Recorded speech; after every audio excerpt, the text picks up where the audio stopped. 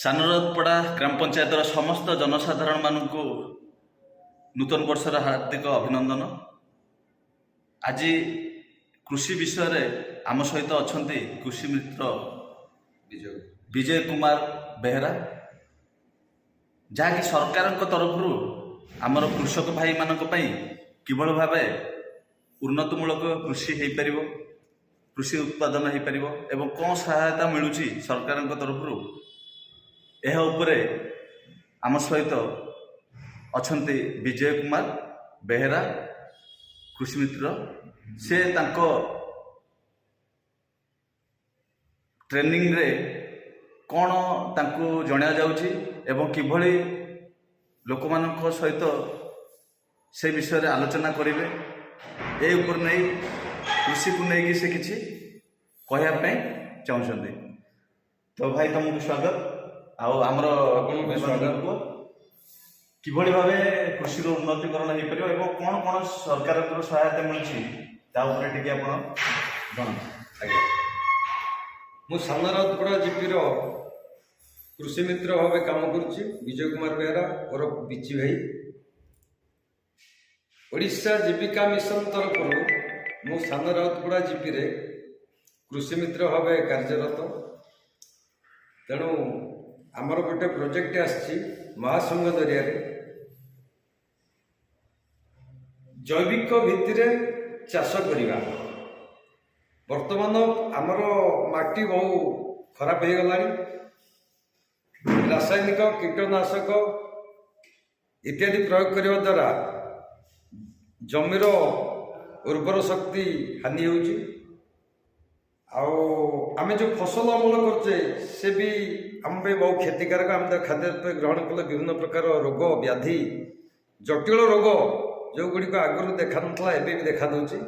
ତେଣୁ ସରକାରଙ୍କର ଗୋଟିଏ ପ୍ରୟାସ, ଆମେ କିଭଳି ଜୈବିକ ପଦ୍ଧତିରେ ଚାଷ କରିବା, ଆମେ ରୋଗମୁକ୍ତ ଖାଦ୍ୟ ଖାଇବା ସଙ୍ଗେ ସଙ୍ଗେ ସୁସ୍ଥ ପରିବେଶ ଗଠନ କରିବା ପାଇଁ ଆମେ ସମସ୍ତଙ୍କୁ ରୋଗମୁକ୍ତ ଖାଦ୍ୟ ଯୋଗାଇ ଦେବା। ତେଣୁ ସମସ୍ତ କୃଷକମାନେ ନିଶ୍ଚିତ ଏ ପର୍ଯ୍ୟାୟରେ ସାମିଲ ହୁଅନ୍ତୁ। ସେଥିପାଇଁ ଆପଣମାନଙ୍କୁ ମୁଁ କହି ରଖୁଛି, ଆପଣମାନେ ଯେଉଁ ଚାଷ କରୁଛନ୍ତି ରାସାୟନିକ ପ୍ରୟୋଗ କରୁଛନ୍ତି, ବିନା ରାସାୟନିକ ପ୍ରୟୋଗରେ ଆମେ ଚାଷ କରିବା। 3 ବର୍ଷର ପ୍ରୋଜେକ୍ଟ କରାଯିବ। ଏ 3 ବର୍ଷ ଭିତରେ ସରକାର 10 ଲକ୍ଷ ଟଙ୍କା ବ୍ୟୟ କରିବେ ଚାଷ ଓ ଚାଷ ଆନୁଷାଙ୍ଗିକ ଉପକରଣ କିଣିବା ପାଇଁ। ତେଣୁ ସମସ୍ତ ଚାଷୀମାନେ ଏଥିରେ ସାମିଲ ହୁଅନ୍ତୁ।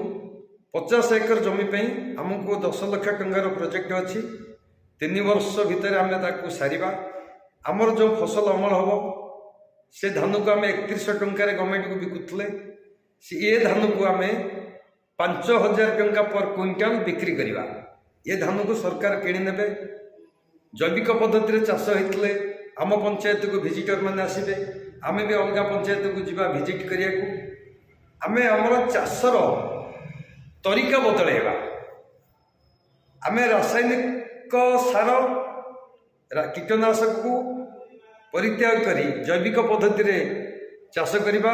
ରୋଗମୁକ୍ତ ଖାଦ୍ୟ ଆମେ ଉତ୍ପାଦନ କରିବା, ନିଜେ ଖାଇବା ସଙ୍ଗେ ସଙ୍ଗେ ସୁସ୍ଥ ପରିବେଶ, ସୁସ୍ଥ ସମାଜ ପାଇଁ ଆମେ ଏହାକୁ ପ୍ରୟୋଗ କରିବା। ତେଣୁ ଏଥିରେ ଗୋଟିଏ ମିଟିଂ ଡକାଯିବ, ସମସ୍ତଙ୍କୁ ସଚେତନ କରାଗଲା। ଆପଣମାନେ ବହୁ ସଂଖ୍ୟାରେ ଆମ ପଞ୍ଚାୟତରେ ଆସି ଉପସ୍ଥିତ ହେବେ। ଦିନ ଧାର୍ଯ୍ୟ ହେବ ଗୋଟେ ତାରିଖ। ସମସ୍ତ ୱାର୍ଡ଼ ମେମ୍ବର, ସରପଞ୍ଚ ଆଉ ଆମର ପିଓ ସାର୍ ସମସ୍ତଙ୍କୁ ମୁଁ ଅବଗତ କରାଇଛି। ଗୋଟେ ଗ୍ରାମସଭା ମାଧ୍ୟମରେ ଆପଣମାନେ ସମସ୍ତେ ବହୁ ସଂଖ୍ୟାରେ ଯୋଗ ଦେଇ ଏଇ କାର୍ଯ୍ୟକ୍ରମକୁ ଆମେ କେମିତି ହାତେଇ ନେବା, 10 ଲକ୍ଷ ଟଙ୍କାର ସରକାରୀ ଅନୁଦାନ ଆମେ ଆମ ପଞ୍ଚାୟତରେ ବ୍ୟୟ କରିବା। ଆଉ ଏ ଚାଷକୁ ଆମ ଅଲଗା ପଞ୍ଚାୟତରୁ ଅନେକ ବ୍ଲକରୁ ବି ଲୋକ ଆସିବେ ଦେଖିବାକୁ, ଆମେ ବି ଯିବା ଦେଖିବାକୁ। ଏଇଭଳିଆ ଚାଷ କୁହୁଡ଼ି ଆଉ ମଙ୍ଗଳାଜୋଡ଼ରେ ହେଇଛି, ଯାହାକୁ ଆମେ ଉପଲବ୍ଧି କରିଛୁ ବା ଦେଖିଛୁ। ତେଣୁ ଆପଣମାନେ ଏଇ କାର୍ଯ୍ୟକ୍ରମରେ ବହୁ ସଂଖ୍ୟାରେ ସାମିଲ ହେବା ପାଇଁ ଆପଣମାନଙ୍କୁ ମୁଁ ନିବେଦନ କରୁଛି।